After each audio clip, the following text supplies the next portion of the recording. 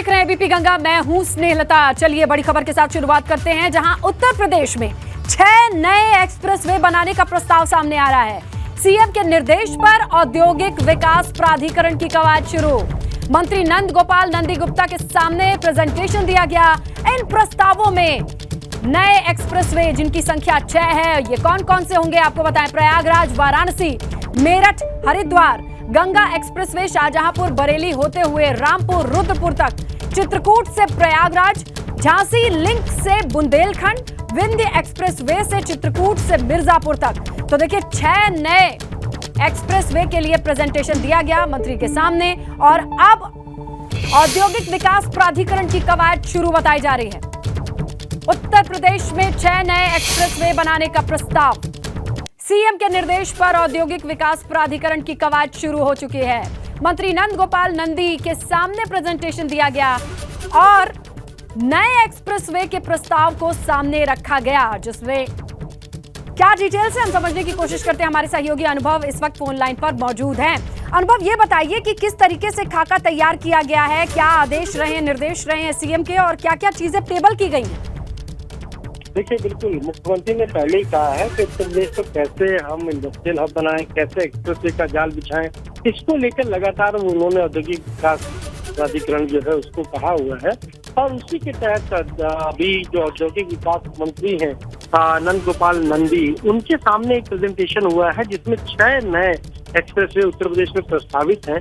और अगर इनकी बात करें तो इसमें प्रयागराज से वाराणसी है, मेरठ से हरिद्वार है, गंगा एक्सप्रेसवे जो है वो सहारनपुर से बरेली होते हुए रामपुर रुद्रपुर यानी उत्तराखंड तक ले जाने की बात है, चित्रकूट से प्रयागराज है, झांसी लिंक जो बुंदेलखंड एक्सप्रेसवे है और विंध्य एक्सप्रेसवे जो चित्रकूट से मिर्जापुर तक जाएगा। तो इसका पूरा प्रेजेंटेशन दिया गया है, क्या लागत आएगी, क्या कॉस्टिंग होगी, कैसे जमीन का अधिग्रहण होगा, इन सारी चीजों की जो जानकारी थी वो उस प्रेजेंटेशन में दिया गया। और साफ तौर पर हम कहें कि कहीं न कहीं जिस तरीके से 6 एक्सप्रेसवे जो है वो क्रियाशील है, यानी वो बन चुके हैं, 7 पर अभी काम चल रहा है और 6 ये अगर नए आ जाएंगे तो आप देखिए किस तरीके से उत्तर प्रदेश को अगर हम कहें तो जो इकोनॉमी है, जो ग्रोथ है वो हो पाएगी। क्योंकि जब सड़कों का जाल बिछा होगा तो व्यापार ठीक ढंग से होगा और अगर व्यापार ठीक ढंग से होगा तो कहीं ना कहीं जो इकोनॉमी है वो ग्रो करेगी। बिल्कुल अनुभव, देखिए और वैसे भी जब नए प्रोजेक्ट रखे जाते हैं, किन जगहों पर कैसे एक्सप्रेसवे या सड़कों की जरूरत है उसका रिसर्च किया होगा विभाग ने और उसके बाद ही ये आदेश या ये प्रस्ताव सामने रखे गए हैं। शुक्रिया अनुभव तमाम जानकारी के लिए। सीएम के निर्देश पर औद्योगिक विकास प्राधिकरण अब नए रास्ते खोज रहा है 6 नए एक्सप्रेसवे के लिए। देखिए लखनऊ से खबर है, जहां जैश-ए मोहम्मद के आतंकी सैफुल्लाह के बारे में मदरसों से बड़ा खुलासा हुआ है, जहां मुस्लिमों के साथ होने वाली क्रूरता का वीडियो दिखाता था लोगों को, ताकि लोगों के जहन में एक अलग छवि बन सके। छात्रों को जिहाद के लिए उकसाता था सैफुल्लाह। यूपी, महाराष्ट्र, गुजरात, झारखंड समेत कई मदरसों में उसका आना जाना था। अपनी गतिविधियों के चलते गुजरात के मदरसों से वो भगाया भी गया था। बाद में प्रतापगढ़ में नाम उसका लिखवाया गया, पढ़ाई छोड़ दी। पड़ोसी देश में रहने वाले कौम के लोगों की मदद के लिए सैफुल्लाह कहता था हमें आगे आना चाहिए। एक समुदाय विशेष को कहता था कि पड़ोसी मुल्क की मदद होनी चाहिए। भारत को गजवाए हिंद बनाने का सपना देखता था सैफुल्लाह और उसका साथी नदीम, जहां पर नदीम और सैफुल्लाह कानपुर से गिरफ्तार हुए हैं। 8 लोगों के इन्होंने नाम बताए हैं। यूपी के अलावा अन्य राज्यों की आप बात करें तो झारखंड, महाराष्ट्र, कश्मीर, गुजरात में भी ये सक्रिय रहे हैं, इन्होंने खुद कबूला है। कानपुर, फतेहपुर, प्रयागराज समेत तमाम जगहों पर युवाओं को तैयार करने की जिम्मेदारी इनके कंधों पर थी। 5 साल से सोशल मीडिया के जरिए संदिग्ध गतिविधियों में लिप्त था सैफुल्लाह और 2.5 साल पहले पाकिस्तानी आतंकी संगठन के सोशल मीडिया ग्रुप से जुड़ा था सैफुल्लाह।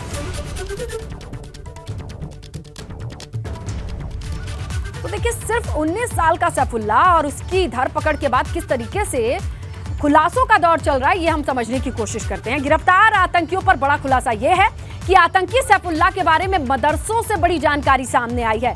बड़ी जानकारी क्या है? ये कि वो क्रूरता वाले वीडियो दिखाता था और लोगों का ब्रेन वॉश हो सके, लोगों का दिमाग बदला जा सके, इसके लिए वो प्रेरित करता था, लोगों को जिहाद के लिए उकसाता था। अगर आप बात कर ले राज्यों की तो यूपी, महाराष्ट्र, झारखंड, गुजरात में इसका आना जाना था, लोकल लेवल पर वहां सक्रिय था। प्रतापगढ़ में बाद में इसका नाम लिखवाया गया क्योंकि गुजरात से इसे भगा दिया गया। गुजरात के मदरसों ने ये सब स्वीकार नहीं किया और उसे वहां से हटाया, तो प्रतापगढ़ में नाम लिखवाया गया। बीच में पढ़ाई छोड़ दी, ये इसका निजी जीवन भी रहा है। इसके बाद पड़ोसी देश में रहने वाले कौम के लोगों की मदद करने की वो बात करता था।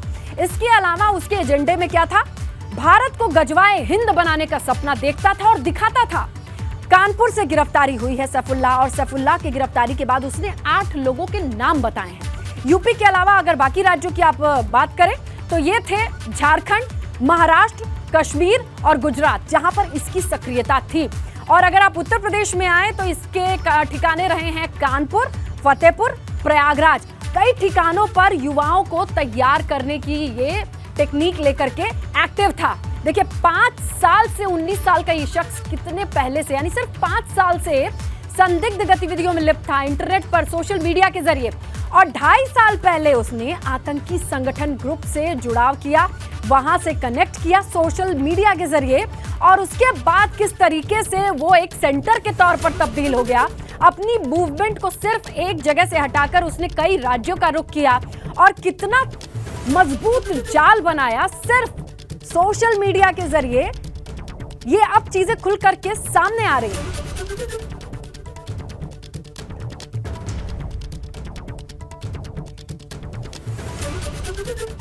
तो देखिए लखीमपुर से खबर है, जहां किसानों का धरना प्रदर्शन शुरू है। आज से 21 अगस्त तक किसान धरना देंगे। प्रदर्शन में किसान नेता राकेश टिकैत, दर्शन पाल, जोगेंद्र उग्राहा, योगेंद्र यादव जैसे बड़े चेहरे शामिल होंगे, ये खबर आ रही है। तो 5 मांगों को लेकर के ये किसान धरना प्रदर्शन कर रहे हैं। आपको बताएं तो आज लखीमपुर खीरी में हलचल तेज है। सुबह से ही किसानों की आवाजाही तेज है। किसानों का जुटना शुरू हो चुका है क्योंकि मकसद 75 घंटों का ये प्रदर्शन है। 21 अगस्त तक किसान प्रदर्शन करेंगे और इसमें बड़े किसान नेता भी शामिल होंगे। देखिए राकेश टिकैत का नाम सामने आ रहा है, दर्शन पाल, जोगेंद्र उग्राहा, योगेंद्र यादव जैसे बड़े चेहरे शामिल हैं। 5 मांग हैं किसानों की, जिन्हें लेकर के ये 72 घंटे का प्रदर्शन किया जाएगा। और इसीलिए हम कह रहे हैं लखीमपुर खीरी पार्ट 2, क्योंकि ठीक 1 साल पहले यहीं पर किसानों का प्रदर्शन हमने देखा था, दिखाया था, लेकिन फिर से वहीं पर किसान इकट्ठा हैं। और सिर्फ उत्तर प्रदेश के नहीं, आसपास के राज्यों से भी तमाम किसान इस वक्त इकट्ठा हैं। और क्या हो रहा है वहां पर, सीधे लिए चलते हैं आपको। हमारे सहयोगी विवेक त्रिपाठी मौजूद हैं जहां पर धरना प्रदर्शन हो रहा है। तो विवेक, सीधा सवाल, तस्वीरें दिखाइए और वहां से मिली जानकारी बताइए।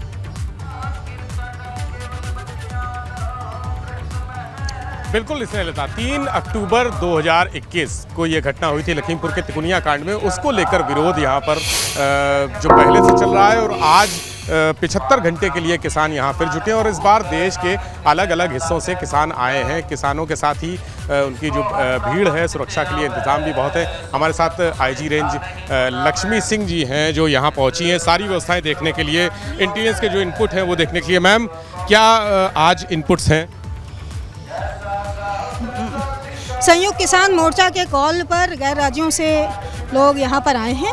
उनकी क्या मांगे हैं अभी ऑफिशियली उन्होंने कन्वे नहीं किया है, और जैसे कन्वे करते हैं उसके अनुरूप कार्रवाई की जाएगी। यहाँ पर व्यापक पुलिस प्रबंध किए गए हैं। 4 कंपनी पीएसी और गेस्टेड ऑफिसर्स की ड्यूटी लगाई गई है।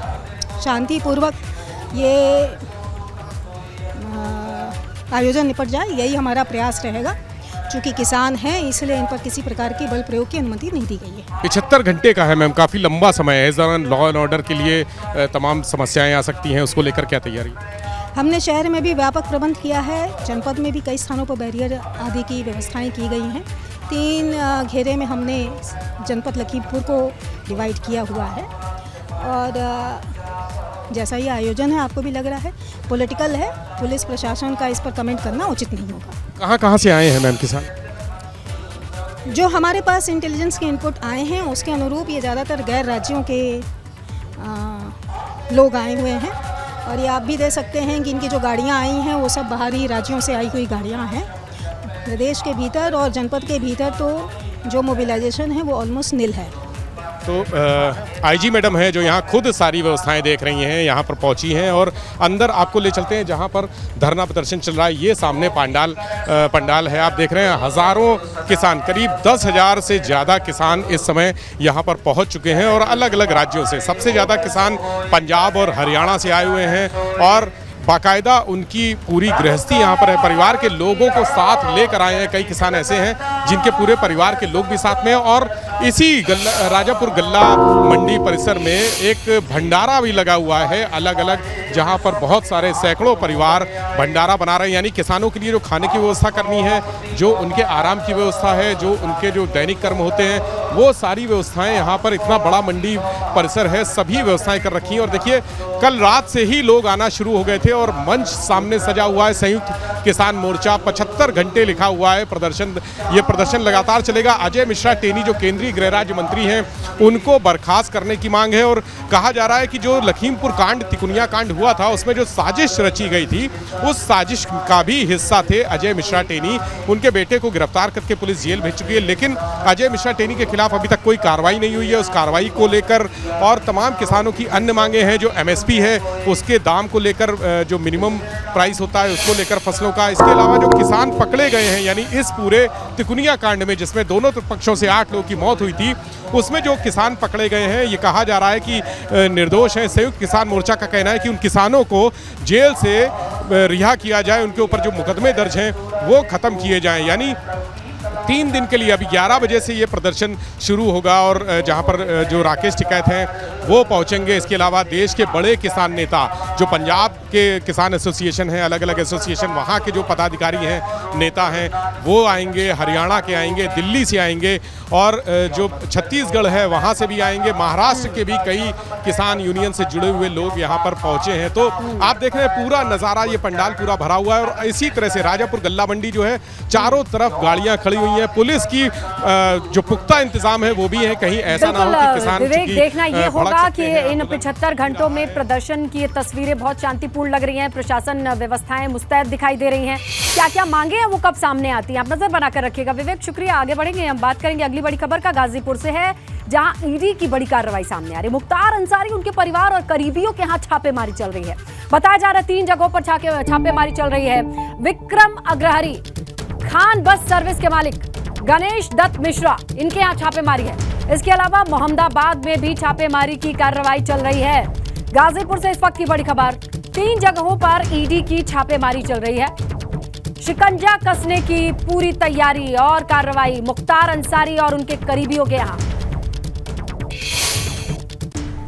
अंसारी और उनके सहयोगियों के खिलाफ लगातार कार्रवाई चल रही है। अगर हम पहले की बात करें तो मुख्तार अंसारी और उनके सहयोगियों के खिलाफ कुर्की और ध्वस्तीकरण की कार्रवाई हुई है और वहीं आज सुबह से ही जनपद में ईडी ने लगातार छापेमारी करना शुरू कर दिया है। आज गाजीपुर में ईडी ने कुल 4 जगहों पर छापेमारी किया है, जिसमें से खुद मुख्तार अंसारी का आवास यानी कि मोहम्मदाबाद स्थित फाटक भी है, जहां पर ईडी की कार्रवाई चल रही है। और मौजूदा समय में जहां हम खड़े हैं वह मिस्र बाजार का इलाका है और इस मिस्र बाजार के इलाके में विक्रम अग्रहरी जो मुख्तार अंसारी के सहयोगियों में शुमार होता है, इसके अलावा खान बस सर्विस जो टाउन हॉल पर है वहाँ भी छापेमारी चल रही है। इसके अलावा गणेश मिश्रा, जिसके खिलाफ जो ध्वस्तीकरण की कार्रवाई ये लगभग 1 साल पहले हो चुकी है, उनके यहाँ भी ईडी सुबह 4 बजे से छापेमारी कर चुकी है। यानी कुल मिलाकर जनपद में कुल 4 जगह जो छापेमारी की कार्रवाई चल रही है। और इस समय आप हमारे पीछे भी देख सकते हैं कि इसी आवास में जो है विक्रम अग्रहरी का आवास है और यहाँ पर ईडी की कार्रवाई चल रही है, जिसके लिए CRPF के जवान भी बाहर लगे हुए हैं और पूरे उनके घर में जो है ईडी के अधिकारी और CRPF के जवान डटे हुए हैं और लगातार कार्रवाई चल रही है। जो हमारे सूत्र बता रहे हैं यह कार्रवाई अभी लगभग 1 से 2 घंटे और चलेगी। गाजीपुर से अनिल कुमार, ABP गंगा। 3 से 4 जगहों पर छापेमारी की खबर मिल रही है। क्या डिटेल है, लखनऊ में किस तरीके की हलचल है, बताएंगे हमारे सहयोगी अनुभव शुक्ला। अनुभव, क्या जानकारी? देखिए, बिल्कुल 4 जगहों पर ये कुल छापेमारी चल रही है। ईडी की टीम आज तड़के ही पहुंच गई थी और इसमें जो उनके करीबी हैं, चाहे वो विक्रम अग्रहरी हों, चाहे गणेश मिश्रा हों, इसके अलावा जो खान बस सर्विस है उनके जो मालिक हैं, उनके यहाँ तो छापेमारी रही है। साथ ही साथ मुख्तार अंसारी का जो आवास है मोहम्मदाबाद वाला, वहाँ पर भी छापेमारी की जा रही है और ईडी के जो अफसर हैं वो घर के भीतर मौजूद हैं। इसके अलावा केंद्रीय पुलिस बल जो है वहाँ पर उसे भी बुलाया गया है, वो भी वहीं पर मौजूद है और तमाम सारे अधिकारी जो हैं वो लगातार इन 4 जगहों पर छापेमारी कर रहे हैं। क्योंकि जो भी अगर हम कहें जो ट्रांजैक्शन हुए हैं, बहुत सारी जो प्रॉपर्टीज़ थी, उन सारे मामलों में तो हमने देखा कुर्की, ध्वस्तीकरण, ये सारी चीज़ें पहले से चल रही थी। लेकिन ईडी ने चूँकि जब बहुत सारे ट्रांजैक्शन हुए, उन सारी चीज़ों में गड़बड़ियाँ मिली, उसके बाद ईडी की ये टीम पहुंची है और ये जांचने के लिए कि ये सारा जो पैसा आया है या फिर ये जो इनके करीबी लोग हैं इनके नाम पर तो ट्रांजैक्शन नहीं हुए हैं, और अगर इनके नाम पर ट्रांजैक्शन हुए तो क्या उसका कहीं पर भी किसी ने ब्यौरा दिया है क्या? जब इनकम टैक्स भरा इन लोगों ने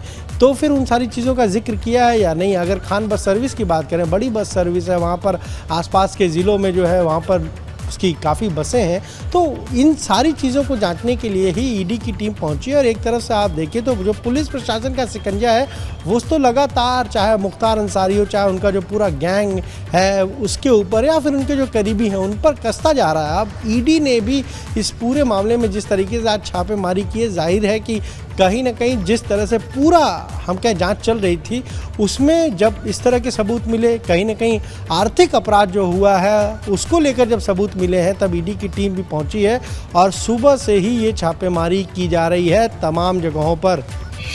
बिल्कुल अनुभव, आप नजर बना करके रखिएगा। देखिए पूरी प्लानिंग के साथ ईडी पहुंची है, कहां कहां छापेमारी चल रही है, लेकिन इससे क्या निकल करके सामने आता है ये देखना भी दिलचस्प होगा। शुक्रिया अनुभव तमाम जानकारी के लिए। देखिए खबर अमरोहा से है। 2 कांवड़ियों की मौत का मामला है जहां एसपी ने 2 दरोगाओं को निलंबित किया है। डिडौली के एसएसआई सुक्रमपाल राणा, हल्का प्रभारी मोइन खान निलंबित बताए जा रहे हैं। लापरवाही पाए जाने के बाद ये गाज गिरी है।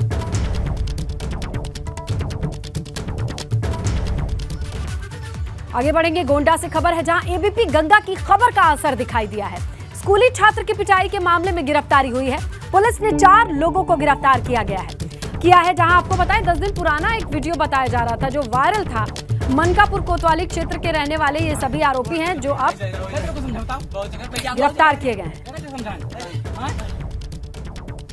मनकापुर अंतर्गत केंद्रीय विद्यालय ITI मनकापुर के एक छात्र को सोशल मीडिया द्वारा एक वीडियो प्राप्त हुआ है जिसमें उसके साथ मारपीट की जा रही है। ये घटना कुछ दिन पुरानी है। तत्काल अभियुक्त पंजीकृत करके इसमें 4 लोगों को गिरफ्तार कर लिया गया है। आगे जो विधिक कार्रवाई है वो की जा रही है। इस बुलेटिन में फिलहाल इतना ही। खबरों का सिलसिला जारी है, बने रहिए एबीपी गंगा के साथ।